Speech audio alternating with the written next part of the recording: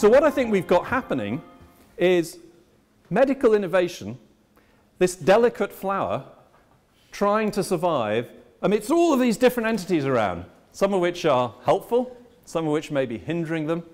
And we need to try and find some way of helping, supporting, and nurturing that process.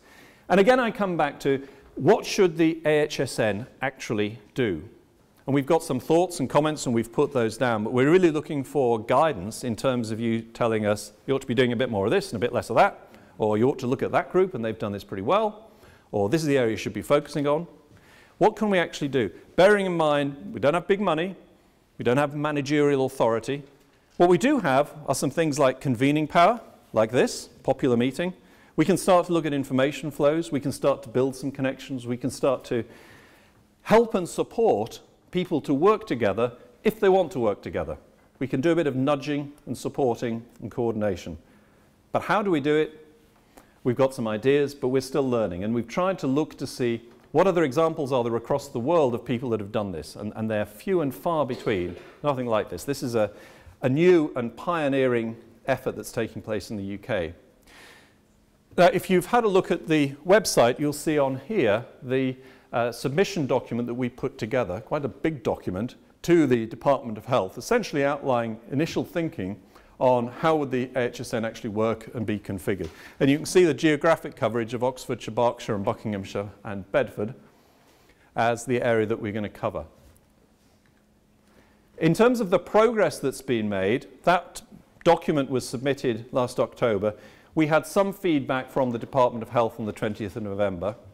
And the way that program is moving forwards is they are now very keen to create about 15 AHSNs to cover all of the UK. And what that means is that it's less of a competitive issue now. They're going to look and say, well, we're going to spend some money on our behalf, so it needs to be good and it needs to be well thought out.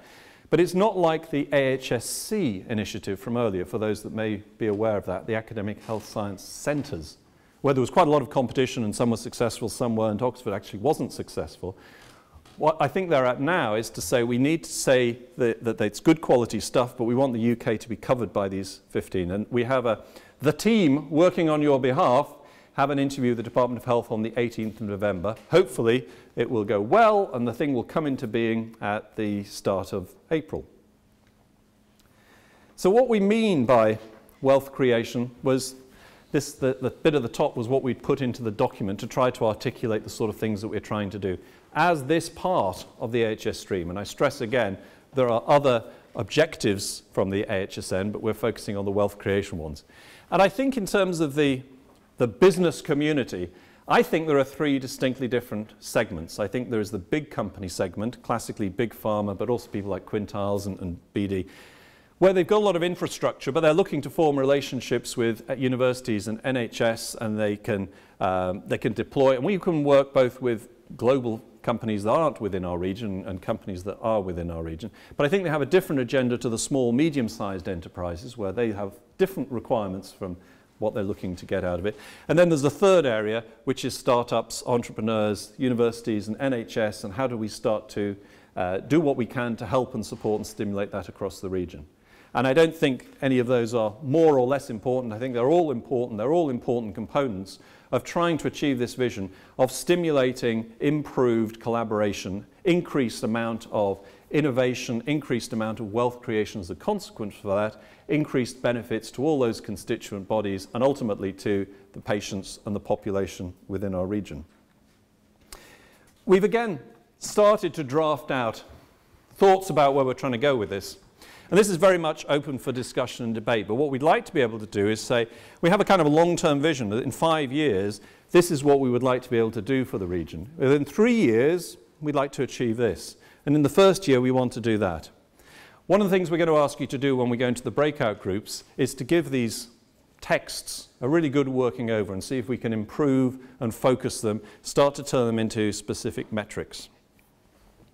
So that's really just a starting point. Now, the other thing we wanted to do was to take some innovations and use those as exemplar innovations. The Department of Health have specifically asked us to come back in February with 5 or so example innovations. And there is a challenge in terms of selecting and finding these innovations. I think there's going to be probably over 1,000 innovations floating around across all of our region. And we wanted to find some that were representative to some extent of what was happening across the region, some that were an interesting portfolio where you've got some at early stage, some at late stage, perhaps a product and practice a service. And these were the ones that we were starting to think about as ones that we could take to the Department of Health and say, here are some example ones. And one of the reasons we wanted to take these examples is to understand and study them and say, let's use this to think about what's going on in the systems. What are some of the blockages? What are some of the issues faced by these? Because you can only really start to get to grips with systems when you take specific instances, drive through those as case studies, and start to really understand what is actually happening on the ground as opposed to theoretically across the system. And those that we've got listed up there, not guaranteed of success. They may fail. That's the nature of innovation. As we move forwards, some of those may drop out, others may be taken on. What we wanted to do was to focus in on ones that we thought were well aligned with some of the other aspects of the AHSN. So many of these people that are named up here are here. Jonathan, just stand up and wave and let people see who you are, because rather than spend a lot of time and go through each of these innovations, I think if you've got a particular interest, it's worth collaring each of these individuals at some point. My Diabetes, again, to vastly oversimplify, it's a system to help patients to manage their own diabetic care. A huge clinical problem, potentially massive benefits. A blood transfusion, Mike is over there, which is a system, a mature system, running in the Oxford hospitals, but hasn't actually been taken up by other hospitals. So it's at a very different life stage. Intelligent ultrasound, I saw Alison somewhere over there, a system to enable you to get much more value out of the ultrasound images as they're produced. Oxtex, David is here, a joint venture between the Department of Material Science and the plastic surgeons here in Oxford, which is a surgical implant device to do tissue expansion. OxyHealth, I see Lionel over there, which is a system for monitoring health with a particular focus upon gestational diabetes. And islet cell transplantation, I know Stephen's going to be delayed, which is a surgical intervention to treat certain types of diabetes.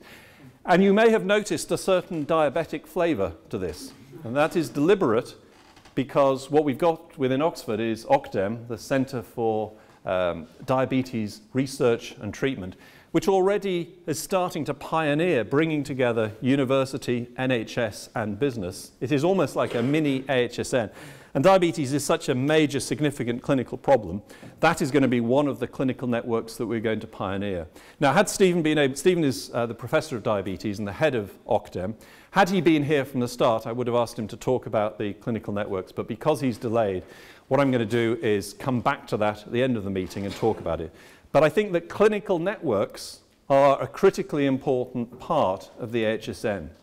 Indeed, I would even go further and suggest that clinical networks are the unifying factor that will bring together the very disparate set of objectives that the AHSN is trying to pursue. The clinical networks are where the patients get treated. It's where the clinicians make their decisions. And that's the point at which we need to intervene if we want to be successful in creating these real innovations.